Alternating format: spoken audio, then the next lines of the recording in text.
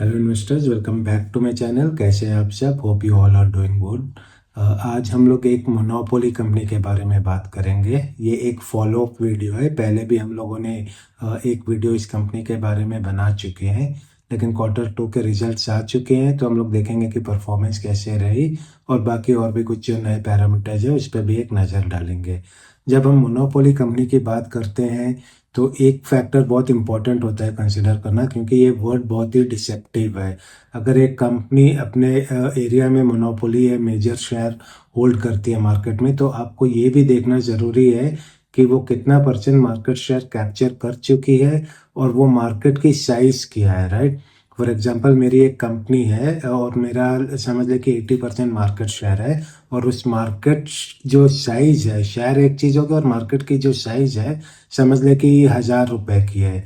तो अगर 1,000 रुपए की मार्केट साइज में ऑलरेडी मैं 800-900 रुपए कैप्चर कर चुका हूँ, तो वहाँ ग्रोथ पोटेंशियल काफ़ी कम हो जाती है, despite me being a monopoly company in that sector, right. तो जिस कंपनी की हम बात कर रहे हैं वहाँ अभी भी जो हेडरूम है, मार्केट साइज बहुत ही बड़ा है और पूरी तरह से कैप्चर नहीं हुआ है।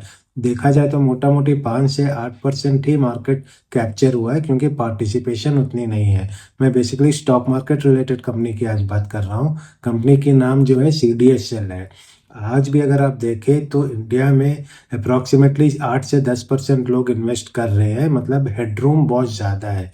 और इस सेक्टर में कंपनी जो मेन कंपनीज कौन है जो ऑथराइज्ड है to operate in that field, एक CDSL हो गया और एक NSDL हो गया। NSDL एज फार एज अभी तक तो लिस्टेड नहीं है, जब लिस्टेड होगी तो उस पर रिव्यू करेंगे, लेकिन आज के डेट में ओनली लिस्टेड कंपनी जो डिपॉजिटरी पार्टिसिपेंट है वो है, एक डिपॉजिटरी है, CDSL है। तो CDSL की बारे में आज हम बात करेंगे। आपके स्क्रीन में दिख रहा है दोस्तों, ये एक मिड कैप कंपनी है। इसकी जो मार्केट कैप है ऑलमोस्ट 33,000 करोड़ की है जब मैं ये वीडियो बना रहा हूँ, राइट।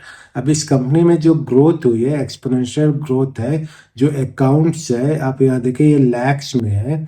क्वार्टर 2 2024 की बात करें तो 962 लैक्स थी, अब वो बढ़ के 1373 के करीब चली गई है, अगेन इन लैक्स, राइट। मतलब पिछले 4 क्वार्टर में एक्सपोनेंशियल ग्रोथ हुई है, और हर क्वार्टर में जो एडिशन आ रही है, यहाँ 80 लैक्स की 2024 क्वार्टर 2 में, फिर क्वार्टर 3 में 85 लाख की, फिर उसके बाद 109 लाख की, और उसके बाद फिर 99 लाख की, और उसके बाद 118 लाख की आपको दिख रही है। मतलब कंटिन्यूस बेसिस पे आपको ग्रोथ दिख रही है, और ये काफ़ी एविडेंट है आपको स्टॉक मार्केट में, स्पेशली जो रिटेल पार्टिसिपेंट है।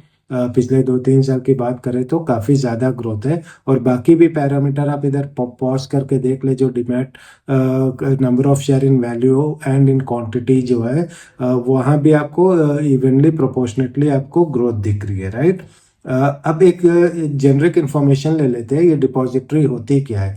जैसे हम CDSL की बात करें या NSDL की बात करें, ये मेन इंस्टीट्यूशन है जहाँ आपके जो स्टॉक्स है वो इलेक्ट्रॉनिक फॉर्म में स्टोर किए जाते हैं। इनके नीचे आपके कई सारे पार्टिसिपेंट्स हैं, राइट। जैसे एंजल ब्रोकिंग हो गया, और जीरोडा हो गया, मोतीलाल ओसवाल हो गया, कई सारे जो ब्रोकिंग कंपनीज है, ये सारे डिपॉजिटरी पार्टिसिपेंट्स है। ये 500 प्लस कंपनी है। एंड इवेंचुअली इन सारे जो इतने भी ब्रोकरिंग डिपॉजिटरी पार्टिसिपेंट है या ब्रोकिंग कंपनीज है, इनके डेटा स्टोर कहाँ होते हैं? जो सबसे ऊपर है CDSL एंड NSDL, नीचे आ गया डिपॉजिटरी पार्टिसिपेंट, जैसे एंजल ब्रोकिंग हो गया, अपस्टॉक हो गया, जीरोडा हो गया। और हम लोग कहाँ इन्वेस्ट करते हैं? ये सारे प्लेटफॉर्म के थ्रू, ये सारे ब्रोकिंग कंपनी के थ्रू इन्वेस्ट करते हैं, राइट। तो ये आपको मोटा मोटी फ्रेमवर्क समझ आ गया होगा, राइट। अब आप यहाँ देखें, करंटली जो इन्वेस्टर अकाउंट्स है, डिमैट अकाउंट है, ऑलमोस्ट 12 करोड़ के करीब डिमैट अकाउंट है, विच इज़ वेरी इनसिग्निफिकेंट। अगर आप इंडिया के पॉपुलेशन देखें 140 करोड़, तो 12 करोड़ बहुत ही इनसिग्निफिकेंट है। अभी भी इक्विटी मार्केट में जो पार्टिसिपेंट है, रिटेल पार्टिसिपेशन बहुत ही कम है। और इसमें कई सारे होल्डर्स ऐसे हैं जिनके 2-2, 3-3, 4-4 डिमैट अकाउंट भी होते हैं, राइट। तो बहुत ही छोटी नंबर है, तो हेडरूम बहुत है। और CDSL being a monopoly company which is listed, तो यहाँ आपको बहुत ही अच्छा स्कोप दिखेगा।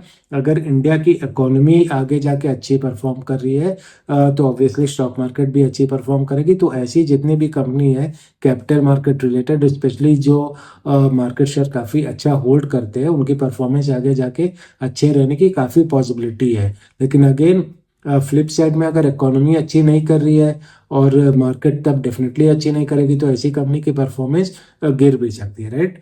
अब आगे देख लेते हैं इनकी जो रेवेन्यू ब्रेकअप है।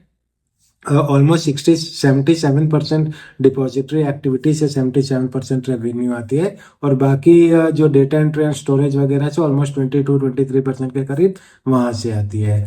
अब हम लोग इस सेक्टर में जो कॉम्पिटिटर्स, तो out and out direct competitor कोई नहीं है, लेकिन फिर भी कैपिटल मार्केट में जो रिलेटेड सिमिलर फील्ड है वहाँ कौन कौन है उन पे एक नज़र डाल लेते हैं। तो CDSL की जो करंट पीई है वो ऑलमोस्ट 63 की पीई है, राइट।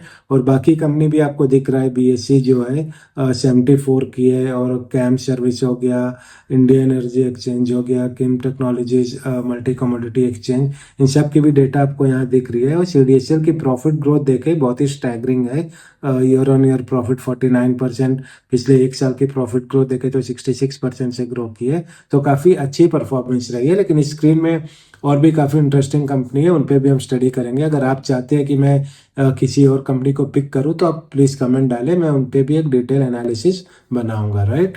अब आगे देखते हैं क्वार्टरली रिजल्ट। अब हम लोग जो हमारा रेगुलर जो स्ट्रक्चर जो फॉर्मेट होता है, पहले हम लोग क्वार्टरली एनुअल रिजल्ट देखते हैं, फिनेंशियल्स देखते हैं, उसके बाद हम लोग देखते हैं कि वैल्यूएशन क्या है, valuation is again very important, और फाइनली हम लोग देखेंगे कि आने वाले एक सालों में इन सारे पैरामीटर के मैथमेटिकल मॉडल है बेसिकली, कि एक साल में स्टॉक प्राइस कहाँ तक जा सकती है, 4 अलग क्राइटेरियाज में इसको फिल्टर करके देखेंगे, राइट। तो सबसे पहले क्वार्टरली रिजल्ट सितंबर क्वार्टर की बात कर ले तो देखिए आपको प्रॉफिट में 55% की ग्रोथ दिखी है, सेल्स में, और प्रॉफिट में 49 की। जून की बात करें तो 7282, मार्च की बात करें तो 9305, और दिसंबर में सेल 52%, और प्रॉफिट जो है ऑलमोस्ट 44% दिखी है। आपको काफ़ी कंसिस्टेंट, काफ़ी अच्छी ग्रोथ दिख रही है both top line and bottom line में। क्यों ग्रोथ दिख रही है? क्योंकि इकोनॉमी काफ़ी अच्छी कर रही है, और साथ ही साथ स्टॉक मार्केट भी काफ़ी अच्छी परफॉर्म कर रही है, और कंपनी के पास कंटिन्यूसली बिजनेस अच्छी आ रही है और ग्रोथ भी हो रही है। अब एनुअल रिजल्ट देख ले। अगर पिछले 3 साल की कैगर की बात करें तो सेल्स 33% से बढ़ी है, और प्रॉफिट 28% से। 23-24 फाइनेंशियल ईयर की कंपेयर करें तो सेल 46% से, प्रॉफिट 52% से। 22-23 की बात करें तो म्यूटेड रही, सेल्स में 1% की ग्रोथ और प्रॉफिट 11% से गिरी है। और 21-22 में सेल 60% से और प्रॉफिट 55% से ग्रोथ की है। कुछ और पैरामीटर देख लेते हैं। कंपनी की जो ऑपरेटिंग प्रॉफिट मार्जिन है वो अराउंड 60-62% के करीब स्टेबल है। नेट प्रॉफिट मार्जिन अराउंड 50% के करीब स्टेबल है। कंपनी की एसेट में एक्सपोनेंशियल ग्रोथ हुई है, 74 मिलियन से बढ़ के 74 करोड़ से बढ़ के ये 342 करोड़ पे चली गई है, 5x हो गई है पिछले 5 साल में। डेट टू इक्विटी नेग्लिजिबल है, राइट। प्रोमोटर के पास ऑलमोस्ट 15% की होल्डिंग है। DII एंड FII के पास काफ़ी तगड़ी होल्डिंग 21 और 14% की है, और पब्लिक के पास रिटेल इन्वेस्टर्स जो होते हैं ऑलमोस्ट 50% की होल्डिंग है। तो दोस्तों अब वैल्यूएशन पे एक नज़र डालते हैं, क्योंकि कंपनी की ग्रोथ काफ़ी फिनोमिनल है। पिछले क्वार्टर्स की बात करें या पिछले 4-5 साल की बात करें तो काफ़ी अच्छी ग्रोथ देखी है कंपनी में। तो वैल्यूएशन देख लेते हैं कहाँ है, राइट। इस इंडस्ट्री में बेसिकली यही एक कंपनी है जो आउट एंड आउट डिपॉजिटरी है, तो उसकी पी जो है 65 की है करेंटली। इस कंपनी की पी जो है 63 की है, और 3 साल की अगर एवरेज की बात करें तो 43 की है। तो 3 साल की एवरेजेस से करेंटली ऊपर ट्रेड कर रही है, विच इज 43, और करंट पी जो है 63 की है। अब स्टॉक प्राइस एनालिसिस कर लेते हैं। कंपनी की जो 3 साल की स्टॉक प्राइस कैगर रही है वो 32% की रही है, और स्टॉक प्राइस 2021 में ऑलमोस्ट 328 रुपीज़ की थी, वो बढ़ के 1600 रुपीज़ के करीब चली गई है जब मैं ये वीडियो बना रहा हूँ। यहाँ तक कि 2024 और करंट स्टॉक प्राइस में 90% की 89% की जंप आपको ऑलरेडी दिख चुकी है, राइट। तो इन्वेस्टर अब फाइनली हम लोग अपने फाइनल सेगमेंट में आते हैं, जहां हम लोग आने वाले 1 सालों में स्टॉक प्राइस कहां तक जा सकते हैं। कैलकुलेशन मॉडल है, मैथमेटिकल मॉडल है, उस पर पीई एंड ईपीएस और ग्रोथ के बेसिस पे हम लोगों ने 4 अलग अलग क्राइटेरिया के बेसिस पे सेट किया है। एंड होपफुली इसी रेंज में स्टॉक प्राइस आनी चाहिए अगर ये रेप्लिकेट हो रही है परफॉर्मेंस। तो अगर 3 साल की कैगर की बात करें, पिछले 3 साल के हिस्टोरिकल डेटा देखें, तो एवरेज पी रही है 43 की, एंड एवरेज प्रॉफिट ग्रोथ पिछले 3 साल की बात करें तो वो 28% से बढ़ी है। तो आने वाले 1 सालों में अगर यही रिप्लिकेट हो रहा है तो आप मान ले कि पी जो 43 की एवरेज पी है वो 63, जो करंट पी है 63 से गिर के 43 पे आ जाएगी। तो पीई में 32% की डी ग्रोथ होगी, पी स्लैश कर जाएगी, राइट। और प्रॉफिट ग्रोथ अगर 28% से हुई तब आपको स्टॉक प्राइस में ऑलमोस्ट 13% की फॉल दिखेगी आने वाले 1 सालों में, क्योंकि पी की जो ग्रोथ है वो कम हो जाएगी, एक्सपेंशन कम हो जाएगी, 63 से गिर के 43 पे आ जाएगी। ये फर्स्ट एजम्पशन है। सेकंड एजम्पशन हम लोग लेटेस्ट क्वार्टर के रिजल्ट पे बेस करते हैं, जहां जो पीई है वो 63 की है और प्रॉफिट ग्रोथ 49 है। आने वाले 1 सालों में अगर यही रेप्लिकेट हो रहा है तो स्टॉक प्राइस आपको 48% से अप्रिशिएट होते हुए दिखेगी। एंड आपको कहीं ना कहीं you will see the stock price around 2390, current stock price is around 1620 के करीब है। थर्ड सिनारियो जहां हम लोग थोड़े ऑप्टिमिस्ट हो जाते हैं, हम लोग ये मानते हैं कि पी थोड़ी और एक्सपैंड करके 65 पे चली जाएगी और प्रॉफिट ग्रोथ जो है 50% पे चली जाएगी।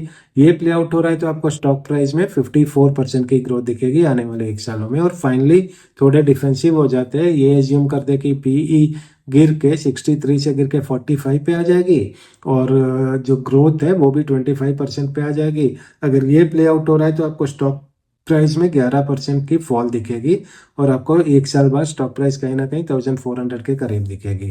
अब नीचे दोस्तों हम लोगों ने इसी कंपनी पे सीडीएसएल पे लास्ट वीडियो अगस्त के करीब बनाए थे, तब स्टॉक प्राइस अराउंड 1450 के रेंज में थी और अब स्टॉक प्राइस ऑलमोस्ट 1620 के रेंज में। तो 12% की सिर्फ चेंज हुई है, despite profit increasing almost by 50%, stock price में उस तरह की ग्रोथ नहीं दिखी है, राइट।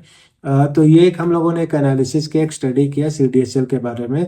काफ़ी तगड़ी कंपनी है, मोनोपोली है, जैसे मैं बार बार रिपीट कर रहा हूँ। इकोनॉमी अच्छी करेगी तो स्टॉक प्राइस डेफिनेटली और ऊपर जाएगी, क्योंकि मार्केट भी अच्छी करेगी। स्टॉक मार्केट में जितने पार्टिसिपेंट्स बढ़ेंगे और ऑब्वियसली बढ़नी चाहिए, क्योंकि कब तक हम लोग सिर्फ एफडी में इन्वेस्ट करके 6-7% कमाएंगे। अगर इंडिया की इकोनॉमी बढ़ेगी तो आज या कल पीपल विल गेट एनलाइटेंड और वो इवेंचुअली स्टॉक मार्केट में इन्वेस्ट करेंगे, जहां basically ROE return on equity अच्छी कंपनी की 15 से 25% की होती है। तो आपको उसी रेंज में 15 से 20% आपकी स्टॉक प्राइस में भी अप्रिसिएशन दिखेगी अगर आप अच्छी कंपनी में इन्वेस्ट कर रहे हैं तो बॉटम लाइन यही है, the more the retail investors participate in the stock market, you will see bigger higher business by companies like CDSL, NSDL और जितने भी कैपिटल मार्केट से रिलेटेड कंपनी है उनकी बिजनेस अच्छी होनी चाहिए। तो इस वीडियो को दोस्तों एज ए एनालिसिस ले, एज ए स्टडी ले, ये सिर्फ मेरे तरफ से एक एफर्ट है कि आपको एजुकेट करूं। कोई भी अपना बाय सेल या होल्ड डिसीजन इस पे प्लेस ना करें। मैं सेबी रजिस्टर्ड एडवाइजर नहीं हूं, तो अपना जो भी डिसीजन है अपने स्टडी के बेसिस पे ही ले, राइट। तब तक के लिए आप अपना ख्याल रखें। आने वाले किसी और वीडियो में हम फिर मिलेंगे किसी और कंपनी की फंडामेंटल एनालिसिस के साथ। Until then, bye for now.